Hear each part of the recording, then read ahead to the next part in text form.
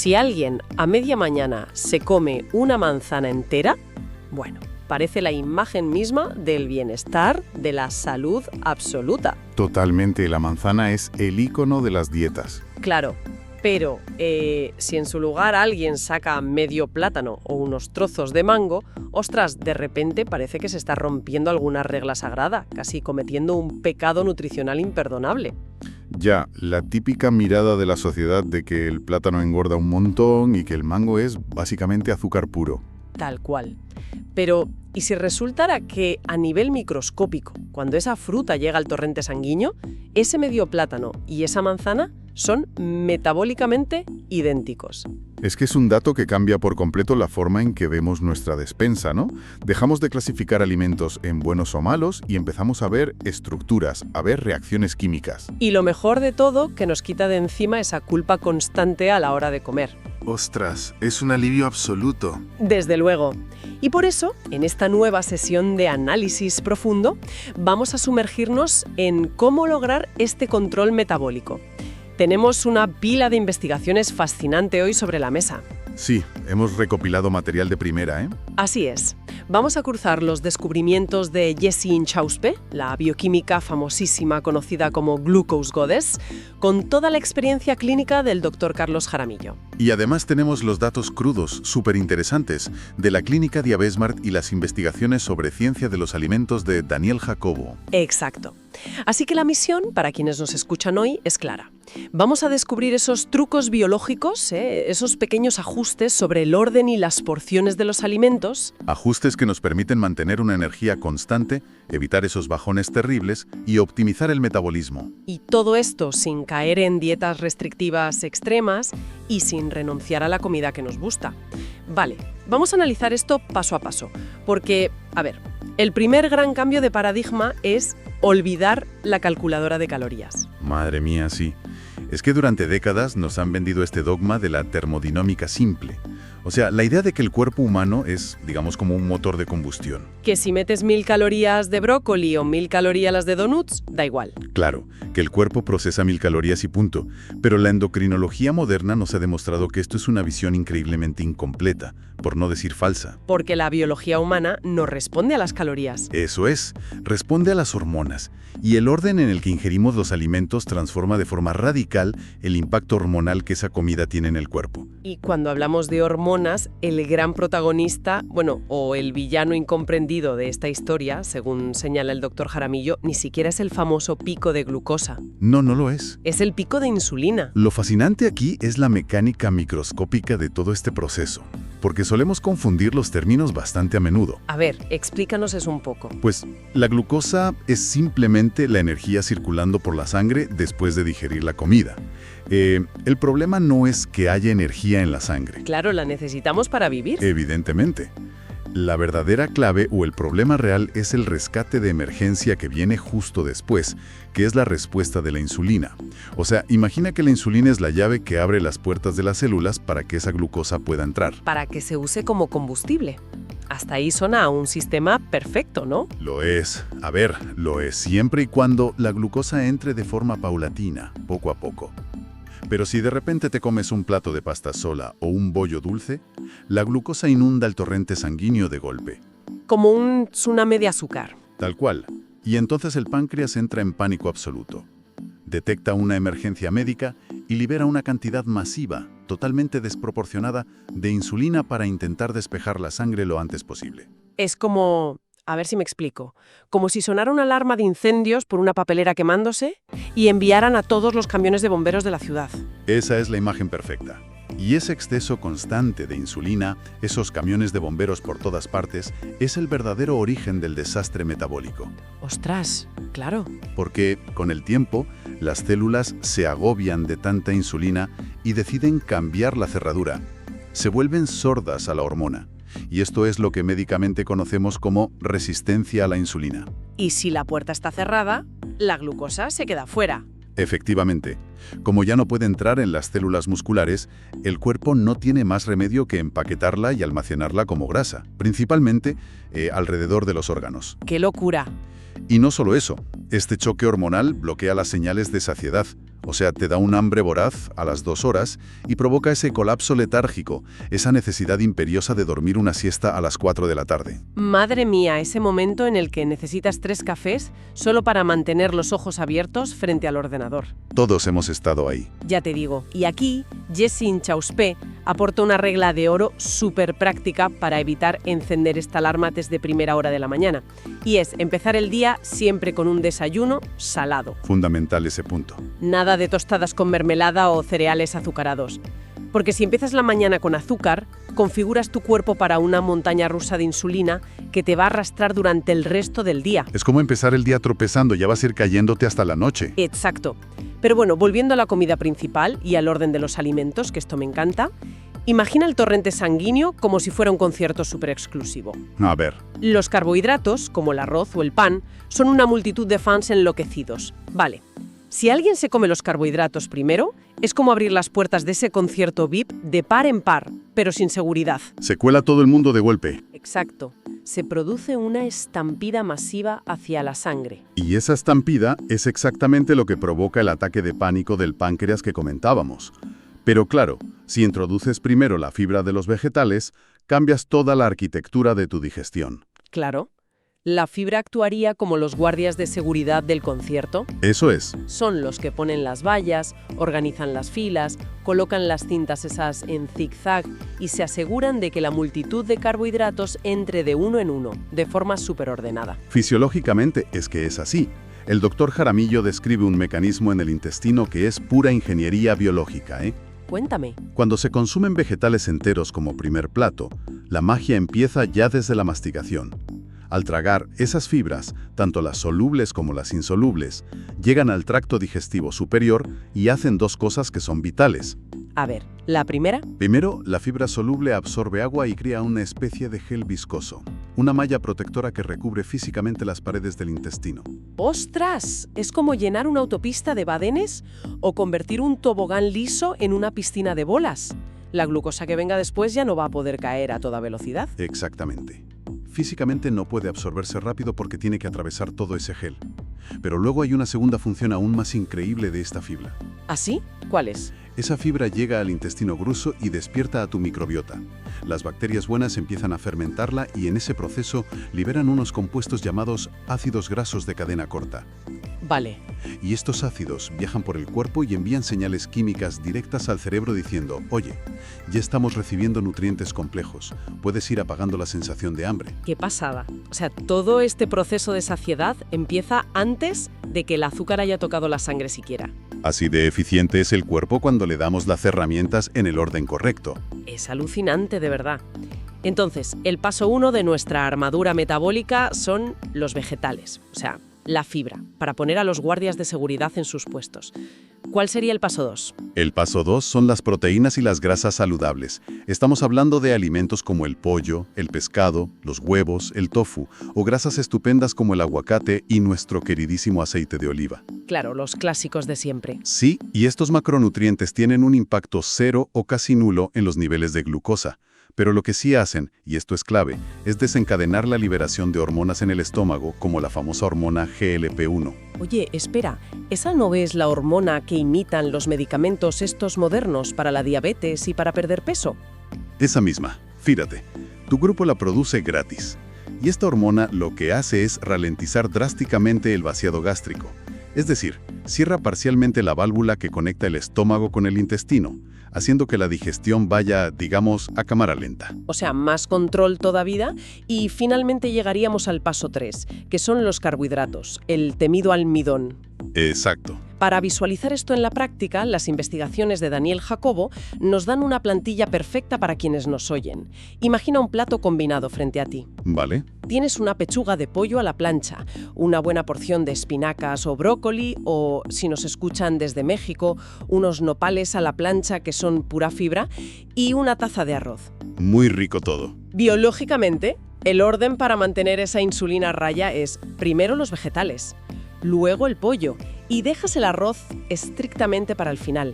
Y un detalle clave que menciona Jacobo, que ese arroz no ocupe más de un cuarto del plato. un cuarto del plato, muy importante esa proporción. Pero a ver, espera. Me pongo en el lugar de cualquiera que nos esté escuchando ahora mismo. Dime. Todo esto suena muy bien en la teoría de un laboratorio, pero en la práctica un martes a la hora de comer en la oficina. Me estás diciendo que hay que diseccionar la comida como un cirujano. Ya sé por dónde vas. O sea, tengo que comerme el pollo mirando fijamente a la pared y solo cuando me trague el último trozo puedo permitirme pinchar un poco de arroz o mezclarlo con la verdura. A ver, suena a tortura robótica, nadie quiere vivir así. Y tienes toda la razón del mundo, sería totalmente insostenible a largo plazo. Afortunadamente, el doctor Jaramillo nos salva de esto y aclara que no hace falta llevarlo a ese extremo clínico. Uf, menos mal. Sí. La proteína, la grasa y los vegetales se pueden mezclar en el mismo bocado sin ningún problema. O sea, piensa en una ensalada a César con sus trozos de pollo asado o un salteado de ternera con verduras. Te comes todo eso junto y tu cuerpo está feliz, procesando la fibra y la proteína a la vez. Vale. Eso me quita un peso de encima, la verdad. La regla innegociable, la que realmente marca la diferencia entre tener una energía estable o sufrir el colapso de media tarde, es apartar los carbohidratos ricos en almidón. El arroz, la patata, la pasta, el pan. Eso es. Esos sí que debes dejarlos para el final, cuando ya tienes la barrera formada. Y bueno, si quieres un truco extra, un hack brutal para potenciar este efecto, Apuntando. añade vinagre a tus vegetales iniciales. Resulta que el ácido acético del vinagre bloquea temporalmente unas enzimas de la saliva que son las encargadas de descomponer los almidones.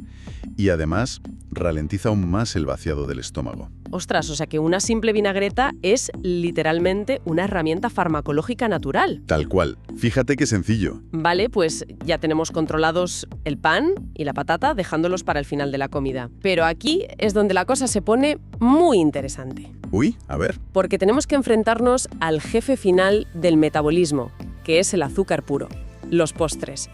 ¿Cómo encajo un brownie o un helado en la vida real? Porque pretender que la audiencia o nosotros mismos nunca más vamos a comer un dulce es engañarnos. Y la ciencia no pide que nos engañemos, ¿eh? Pide que seamos estratégicos. Tanto Jessie Inchauspé como el doctor Jaramillo son totalmente categóricos en esto. ¿Qué dicen? Que el problema no es necesariamente el postre en sí mismo, es el contexto en el que ese postre aterriza en tu cuerpo. Y la norma de oro es clarísima. Nunca, jamás, ingerir azúcar con el estómago vacío. Nunca. Nunca. El dulce debe ser estrictamente un postre que se consume en los minutos inmediatamente posteriores a una comida rica en fibra y proteína. La imagen que usa el doctor Jaramillo para explicar esto es que es brillante. Imagina que te comes un helado a las 4 de la tarde, a media tarde, cuando tu estómago ya ha hecho la digestión de la comida del mediodía. Claro, ¿ese estómago está vacío? Totalmente vacío. Si cae el helado ahí, el azúcar viaja por el tracto digestivo como si se tirara por un tobogán liso y mojado. No hay ningún obstáculo que lo frene. Ninguno. Llega al intestino, pasa a la sangre en cuestión de minutos, genera un pico de glucosa gigantesco y tu páncreas de nuevo entra en ese pánico de insulina del que hablábamos al principio. Pero fíjate en la diferencia si coges exactamente ese mismo helado, con la misma cantidad de azúcar y las mismas calorías exactas, y te lo comes a las 2:30, justo después de haberte comido tu buena ensalada y tu salón. El escenario digestivo es otro mundo ahí. Es que no tiene nada que ver. El estómago está lleno de esa malla protectora de fibra, de proteínas y de grasas. El esfínter gástrico está medio cerrado trabajando en toda esa digestión compleja. O sea, ese helado ya no cae por un tobogán. Ahora tiene que atravesar la famosa piscina de bolas. Exacto. Se va mezclando físicamente con el resto de los alimentos y su paso a la sangre se vuelve un goteo lento, súper manejable. Y tu páncreas casi ni se entera de que te has comido un helado. Es que es un salvavidas para la salud mental, saber que exactamente el mismo alimento no te hace el mismo daño si lo tomas en el momento adecuado. Quita mucha culpa. Muchísima. Y Jessie Inchauspé nos regala un hack adicional súper útil para cuando nos comemos ese postre. Y es usar los músculos durante 10 minutos inmediatamente después de levantarnos de la mesa. Buenísimo ese consejo. Puede ser dar un paseo ligero a paso rápido o incluso, ponerte a recoger la cocina a buen ritmo o pasar la aspiradora. La fisiología detrás de esos 10 minutos de movimiento es preciosa de verdad, porque cuando un músculo se contrae de forma activa, necesita energía inmediata. Lógico. Y aquí viene el truco biológico. Los músculos en movimiento tienen la capacidad de abrir unas compuertas en sus células, que se llaman receptores GLUT4, que absorben la glucosa de la sangre directamente. ¿Directamente? Sí, directamente y sin necesidad de usar insulina. Es decir, tus propios músculos actúan como una esponja gigante que absorbe el azúcar del helado que te acabas de comer, quitándole todo el trabajo sucio al páncreas. Es que el cuerpo humano es alucinante. Pero claro, escuchando todo esto sobre la importancia de la fibra antes del postre o antes del arroz, me surge una duda muy habitual. Dispara.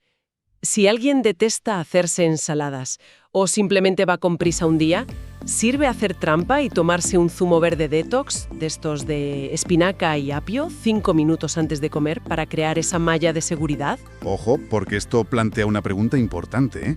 Es una trampa mortal en la que cae muchísima gente intentando cuidar su salud con toda la buena intención. A ver, explícanos por qué. El doctor Jaramillo lanza una advertencia severísima sobre los zumos. Ese zumo verde te va a servir única y exclusivamente si te bebes la planta entera. ¿Te refieres a meterlo todo en la batidora? Eso es. Si lo pasas por una batidora de vaso y te bebes toda esa pasta densa con todo. Pero si usas un extractor de zumos, de esos aparatos carísimos que separan el líquido por un lado y escupen la pulpa seca por otro, ¡Ay, madre! acabas de arruinarlo todo. Porque esa pulpa que estás tirando a la basura es literalmente la fibra. O sea, acabas de despedir a los guardias de seguridad del concierto. Los has echado a la calle, has destruido por completo la matriz celular de la planta. Lo que te queda en el vaso, por muy verde que sea y por mucho que sepa a apio sano, es básicamente agua teñida con vitaminas y minerales. Y azúcar. Claro. No tiene estructura física, no va a crear ningún gel viscoso en tu intestino y no va a ralentizar ninguna digestión. A nivel mecánico, metabólicamente hablando, te estás bebiendo un simple vaso de agua. ¡Qué fuerte! Y esto nos lleva de cabeza a uno de los terrenos más minados y donde más debate hay en la nutrición moderna: el azúcar que viene empaquetado por la propia naturaleza. El tema de la fruta.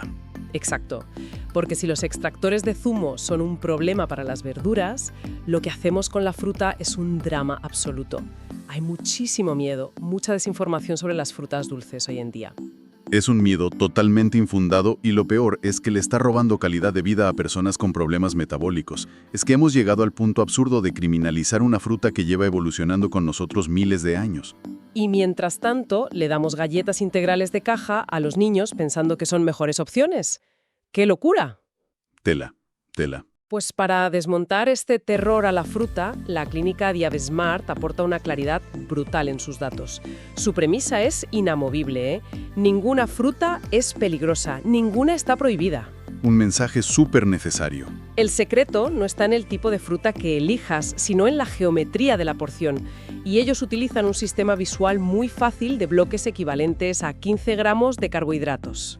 Es que es una herramienta de liberación psicológica tremenda, porque te permite dejar de clasificar, de una vez por todas, la fruta entre las que puedo comer y las que me van a engordar. Te quita la ansiedad. Te la quita y te enseña la equivalencia exacta para que tu insulina ni siquiera note la diferencia entre comer una cosa u otra. Y las equivalencias son rompecabezas para la mente, de verdad. Volvamos al ejemplo del principio del episodio. Medio plátano mediano tiene 15 gramos de carbohidratos. Vale. Pues resulta que una manzana entera, que es el icono internacional intocable de las dietas de adelgazamiento, tiene exactamente los mismos 15 gramos de carbohidratos que ese medio plátano demonizado. Es que es flipante. O pensemos en el mango, que lo mencionabas también. El mango suele ser la fruta tropical más temida, porque al paladar resulta extremadamente dulce, muy jugosa. Y enseguida lo asociamos con el azúcar procesado en nuestra cabeza. Exactamente. Pero la realidad bioquímica fría y dura es que medio mango equivale gramo por gramo en carga glucémica a una simple naranja entera. ¡Ostras! O sea, si te puedes comer una naranja tranquilamente sin sentir culpa, te puedes comer medio mango con la misma tranquilidad. Y si lo que se busca es, digamos, volumen mental, la sensación de estar comiendo mucha cantidad, la densidad de la fruta es clave. Por ejemplo, fíjate en esto. A ver. 15 uvas tienen la misma carga de carbohidratos que 75 arándanos. O sea, te puedes comer un tazón enorme de arándanos por el impacto de un puñadito de uvas. ¡Qué pasada! Y si nos vamos a las frutas súper concentradas, atención, solo 2 dátiles frescos o 2 higos equivalen a comerte 12 dichis. Y fíjate que especifican muy bien lo de dátiles frescos, ¿eh? Este es el detalle que lo cambia absolutamente todo en la fruta. Porque la deshidratación cambia las reglas, ¿no? Por completo. Cuando deshidratas una fruta, da igual si es un dátil, una uva pasa o un orejón de albaricoque. Lo que estás haciendo en realidad es extraerle toda el agua. Claro. Y al quitar el agua, la estructura celular colapsa y el azúcar natural se comprime en un espacio diminuto. Se concentra. Eso es.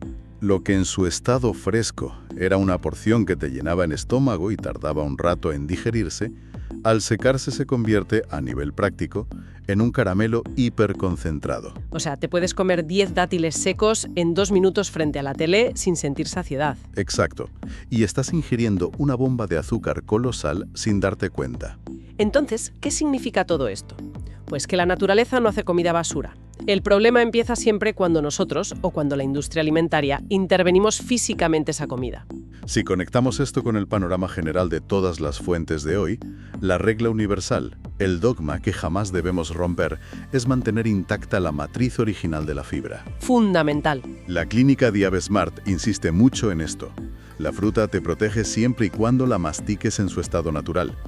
Pero si coges 3 naranjas, las exprimes, tiras la pulpa maravillosa a la basura y te bebes solo el líquido dulce, Acabas de cometer un crimen metabólico. has convertido 3 piezas de fruta súper sana en otro tobogán directo a tu sangre. Literal.